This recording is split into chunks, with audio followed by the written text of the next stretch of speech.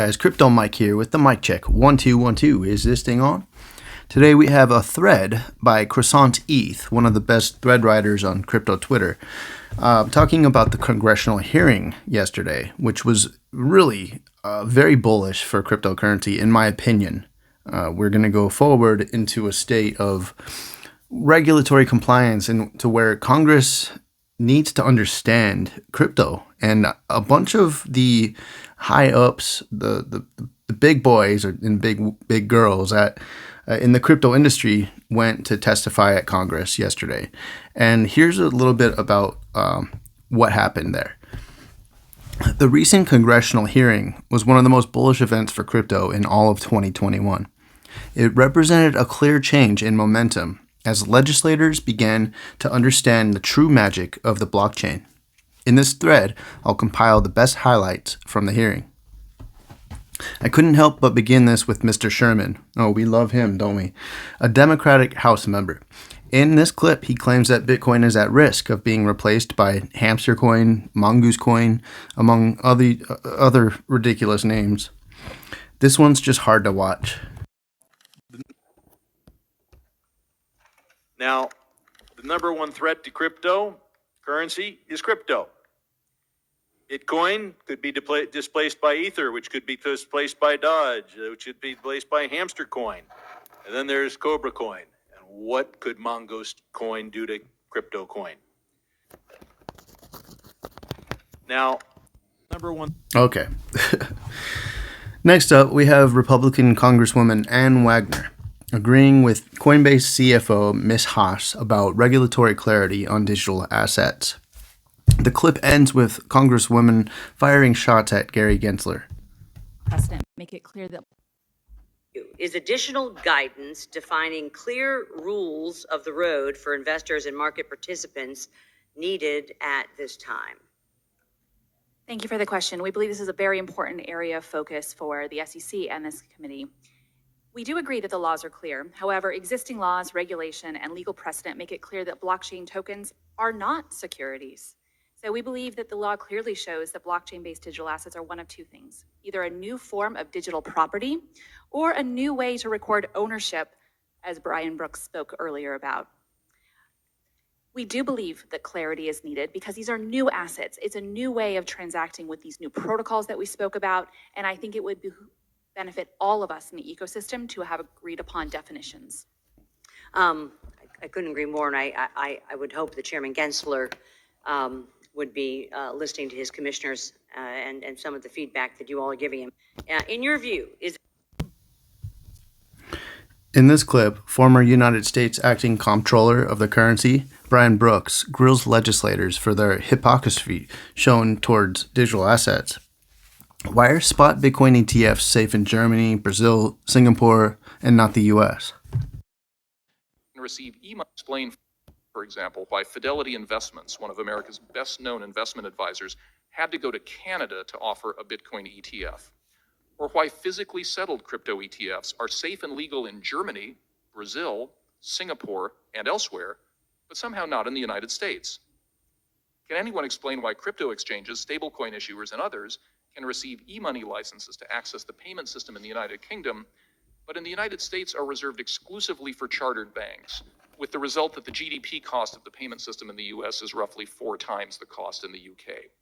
For that matter, why is there no clear path for crypto-focused insured depositories chartered in the state of Wyoming to access Federal Reserve payment services like other insured depositories? These are the big explain, for example, why Fidelity... While speaking to Brian Brooks, Congressman Ted Budd calls out Gary Gensler.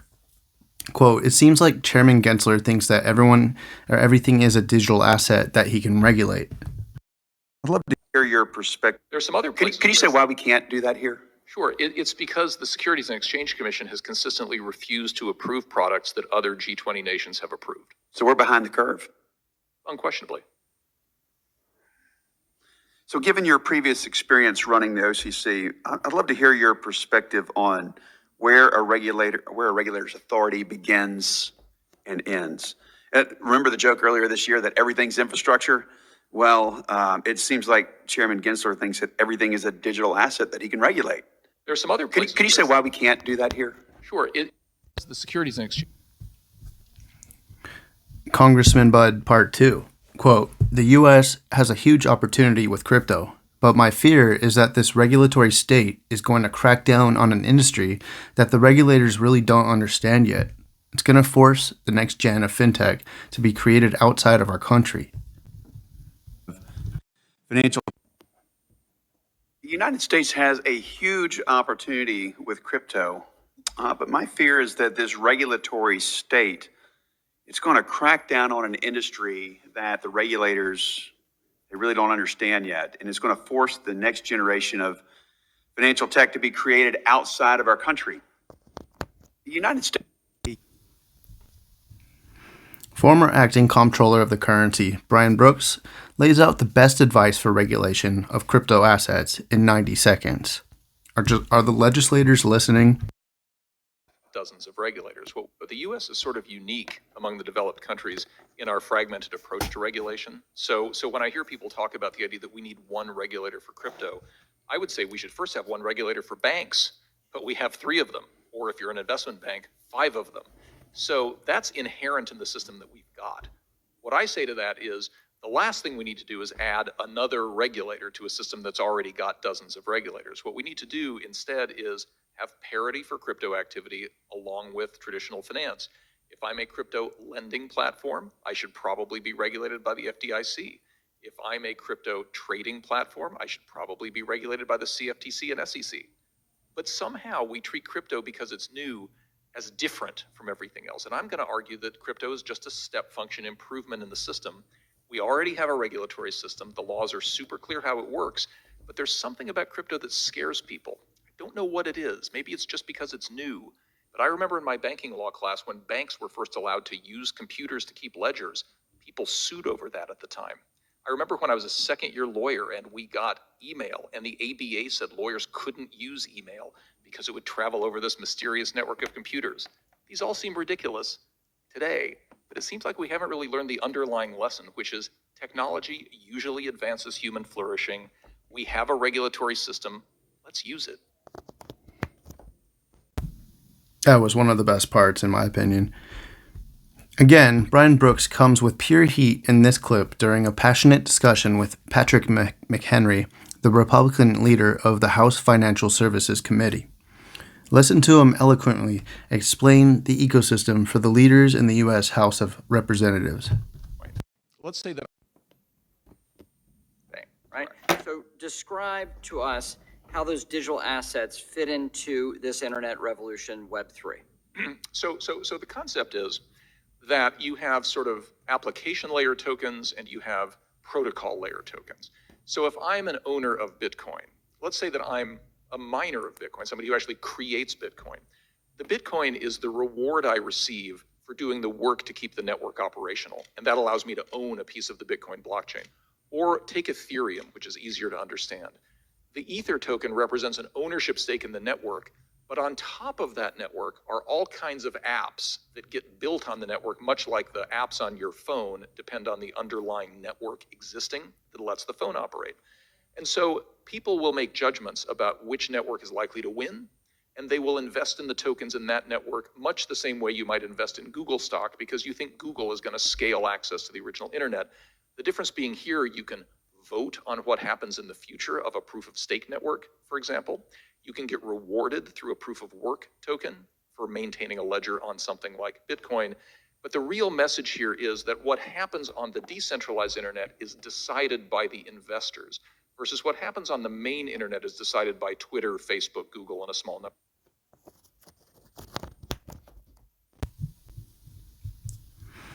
In this video, Congressman Richie Torres discusses the potential ability for stablecoins to propel the dollar on a wider scale while questioning SBF, Sam Bankman-Fried. They argue that stablecoins offer greater inclusion, availability, and more for the dollar. This is an extremely important conversation. Of currency. So my concerns about crypto is that it would present a challenge to the supremacy of the US dollar as the world's reserve currency. But what I have found striking is that the leading stablecoin issuers have actually chosen to peg their stablecoins to the dollar, which strikes me as a vote of confidence that reinforces rather than challenges the status of the dollar as the world's reserve currency. So what are your thoughts on the relationship between the dollar and the crypto? Is it as contradictory as many have feared, or could it be actually complementary? I'll answer that. I actually don't think that it's contradictory at all. What people want is a US dollar bank account. Everywhere in the world, people want to be able to have US dollars. And actually, that's the hardest thing to get. And crypto is a tool for a lot of different things, including bringing communities together. But what people want in order for their everyday spending, it's dollars. If you're in Argentina, you want dollars.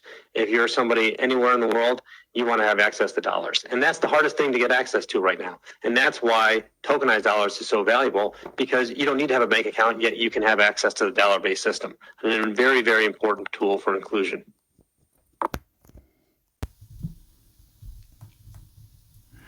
Here we have Sam Bankman-Fried brilliantly laying out the use cases for cryptocurrency.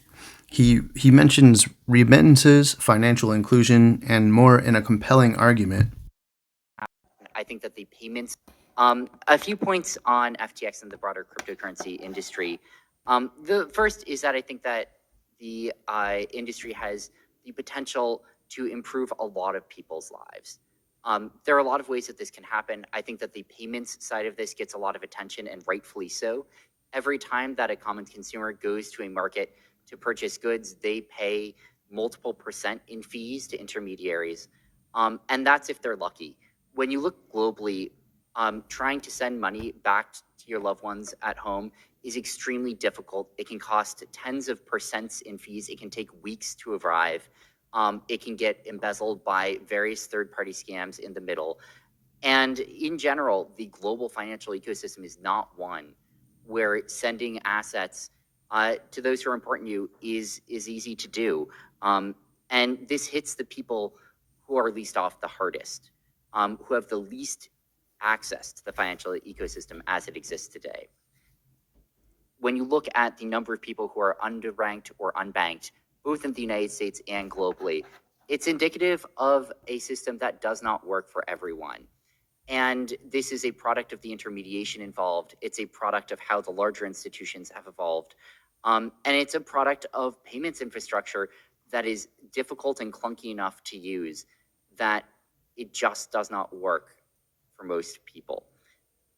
Cryptocurrencies do provide a potential way to address a number of these issues, making it easier, cheaper, faster, and more equitable for people to do what they need to do to manage their financial lives.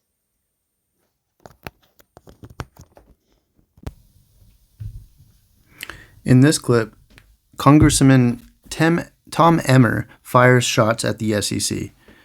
Regulators simply aren't capitalizing on the opportunity here, and it's my constituents and all of your constituents who are taking the hit because of this. To crypto commodities, because the bottom line is that Americans deserve access to a wide, diverse range of investment products. They deserve to choose what investment vehicle they want to put their hard-earned money into. But the SEC is not providing Americans this choice when it comes to crypto commodity ETFs for reasons, again, that just don't make a lot of sense, especially after highlighting the extensive measures crypto exchanges take to protect their spot markets. Our strong crypto and Web3 markets have been in the United States, have been giving the United States up incredible capital market success. These markets are also teeing Americans up for incredible capital formation opportunities. But our regulators simply aren't capitalizing on the opportunity here, and it's my constituents and all of your constituents who are taking the hit because of this, and it must change.